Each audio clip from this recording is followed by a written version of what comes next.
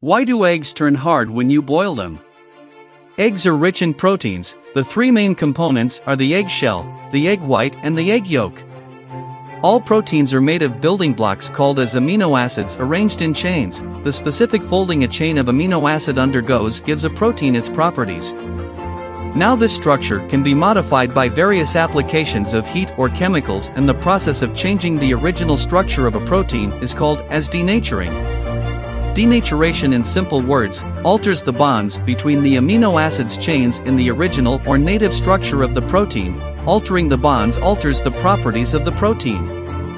In case of an egg, the egg white, which is a semi-fluid state in its native form, on application of heat through boiling clumps together and hardens, forming the white exterior of boiled eggs. The egg yolk, which is also in a semi-fluid state, hardens, forming the hard yellow yolk we find in a boiled egg.